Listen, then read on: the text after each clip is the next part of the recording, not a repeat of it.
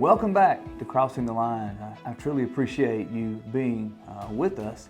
You remember, we're talking about these personalities, and we're talking about how important it is to understand ourselves and understand others so that we can have those successful relationships in our lives. You remember in the previous episode, we talked about blinking and how you look at someone, listen to someone, what they're saying, how they're saying it, and you blink their personality so that you can speak their language, so that you can get to where they are. And if you get it wrong, that's okay, because we're giving you tools so that you can use to try different personalities, different ways of validating, and we'll talk a little bit more about that in a moment. If you get that blinking wrong, you just try a different language.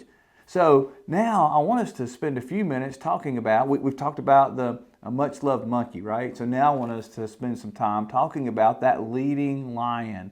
And I want us to debunk a couple of myths around the leading lion. You remember there are two myths. That first myth is that we believe that everybody shares our value view. In other words, what we think are important, we tend to make an assumption that other people think that that's important as well. And I'll give you an example of what I mean.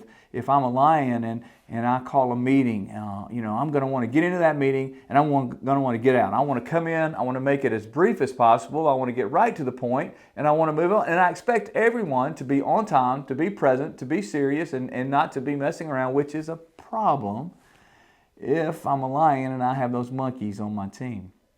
And I call a meeting, and those monkeys, he'll come in or she'll come in 5 to 10 minutes late, and they're laughing and they want to tell a story and they want to kind of kick back and talk before we get to the meat of the meeting, and it really infuriates me. So I call them out in front of everybody for being late, because they get on my last nerve, because they don't take this thing seriously. Or maybe I have that camel on my team and I call the meeting and they're there, but they're there with all of their, oh my goodness, all of their emails that they wanted me to look at. They're there with all of the details they want to know. I just want to give the task. I want to say as a lion, look, we got to go conquer this hill. Let's go get this done. Well, how are we going to conquer it? What tools we'll be using, and what's the exact measurement of that tooling? And I mean, they're driving me crazy with the details. Who cares? Get out of the weeds. Let's just go get it done. Man, they get on my last nerve again. I'm trying to get us moving. I'm trying to get momentum. I can see where I want us to get to, and I want us to get there, and I want to get there now. My turtle on my team is contemplating and thinking and processing. And have you done what I've asked you to do? Have you done any of the things that I gave you to do when you were supposed to bring in this meeting? Well, he needed to process a little more, needed a little more time before he just jumped in, before she just moved to action. And nothing's going on. There's no energy. They're not accomplishing anything. They're just doing absolutely nothing. So I roar all over them. And effectively, I've just invalidated 3/4 of the personality types. 3/4 of the population, if you will. I've said, you don't matter. I'm only going to lead people like me. I'm only going to lead people who share my value views, and that's lions, and that's really narcissistic and dictatorial, and that's not what strong leadership is about. We have to debunk the idea that people value the same kinds of leadership principles, the same kinds of ways of leading that we do, that they do it the exact way that we do it. In other words, we've got to debunk that. And the second myth that we have to do away with is we believe everybody views us the same way we view ourselves. So as a lion, I'm seeing myself as strong and determined and conquering the hill, and I can get it done, and I'm a no-nonsense kind of lion, and let's go. But the monkey sees me as domineering and rude and caring zero about people. The camel sees me as really careless and running over details and not slowing down to dot my I and cross my T, and therefore hurting others and hurting whatever project is we're working on, not being effective. The turtle sees me as being loud and arrogant, not listening, not truly investing. Yet I don't see any of that. So I have to get to the place. Now you might be thinking, by the way, you're probably thinking, hey Larry, well just tell them, get over it. Get over it. This is how I am. Well, that's how a lion would think generally. But that's not leadership. That's dictatorship again. It's my job to understand how to speak that monkey language, how to speak the detail of the camel, and how to speak to the turtle in a way that she can hear, in a way that he can hear. So we have to get out of our minds these myths that everyone shares the value views that we do and everyone sees me the way I see myself. Once we get past that, then what are we going to do? Then we're going to realize what we bring to the table as lions, or if you happen to be leading a lion, this is what you're dealing with.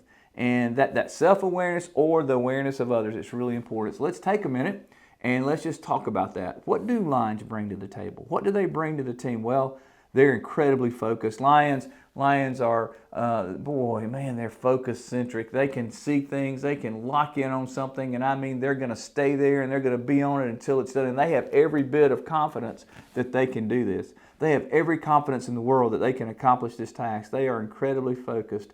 And they can accomplish a lot with that focus because they're so task-oriented. They're just task-driven. They love, big tasks now, not in the weeds. They love to conquer that hill. They love to fly at 30,000 feet and see that vision and see the task and go after it. And they can get more done than you would have ever thought possible. It's amazing what they can accomplish because they're focused, task-driven, so determined, so confident, that they're powerful personalities. They're also incredibly damaging personalities because when they have that task, when they have that focus, when they have that ability to go get it done, they can see it, they can go after it, they can go work to get it done. And if they were to stop, and let's say they work and they accomplish the task, let's say they conquer that hill.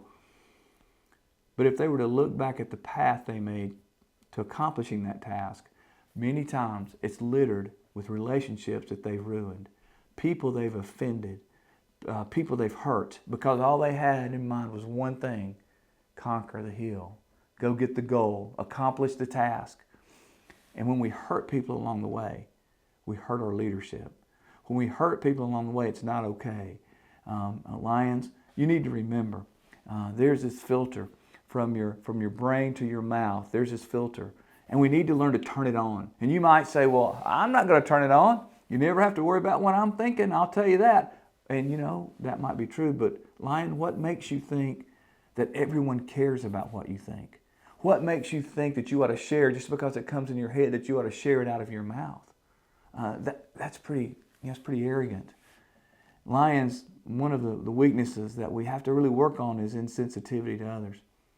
Words are important to monkeys. Listening, slowing down is important to turtles. Details are important to camels. And we have to choose to get there. Choose to speak that language. It's hard for us because as lions, if you're a lion, lions are workaholics. So as lions, we tend to think, okay, we got to work at work, and then we go home and you know what we do? We task some more. And we work ourselves into oblivion. There's a reason for that, and I'll tell you in a minute. But we've got to stop that. It's a choice. We've got to realize that we need to stop and build relationship with those around us. That being a workaholic is a great recipe for being alone, for destroying relationships, for not having the ability to connect and have that companionship on a personal level or that partnership on a professional level. So while those lions are strong and focused and task-driven, they're also insensitive and they're workaholics.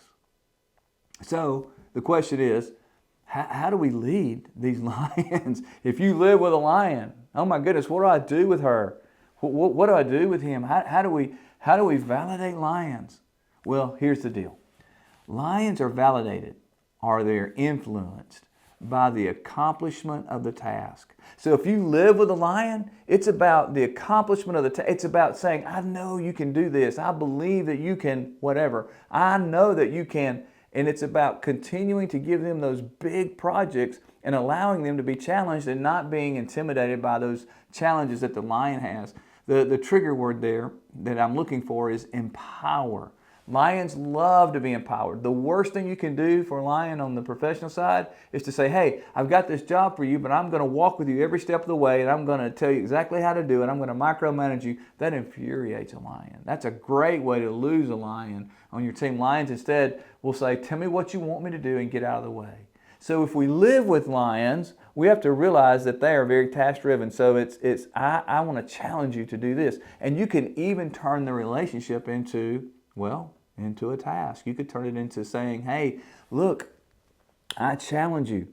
Let's turn this into a goal that we're going to spend so much time together. Let's turn this into something that we're going to go conquer together. We're going to work on our marriage. We're going to work on our parenting. We're going to work on our finances. It's a huge challenge, but I want to empower you to join me in this effort.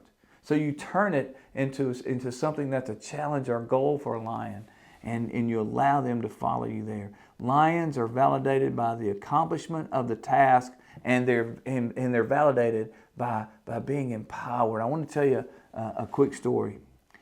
I never will forget, I was working with a team, and they were causing chaos. It was a newly formed team in this large company. They had been together less than a year, and they had already caused so much chaos, so much trouble, so much problem for the rest of the organization that they said, look, Larry, we need help. Can you help us? Their leader said, I don't know what's going on, but we're in trouble everywhere we turn, and we don't understand it. People are really mad.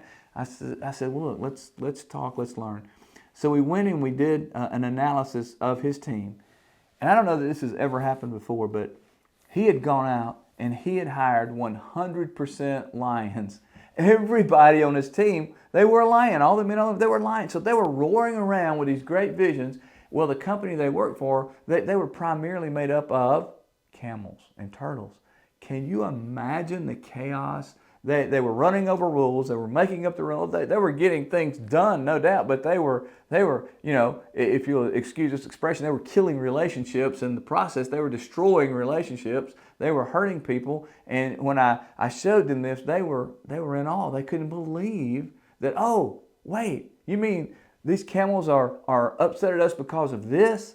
And it was an eye-opening experience for them when they realized that, you know what? We're 100% lions. We've got to start speaking the language of others. And when they did, it turned their division around. When they learned these tools, when they learned how to validate others besides themselves, it changed the trajectory of their team in terms of what they truly could accomplish when they chose to work with others and lead others, and they debunked those myths that everybody values the same thing that they do. And so it is with you. Our lions are incredibly important. But let's learn to lead them. Let's learn to love them. Let's learn to communicate with them and have a relationship with them. If you're a lion, let's learn to be self-aware so that we can then speak the language of others. When we do these things, we're on our way to making a difference.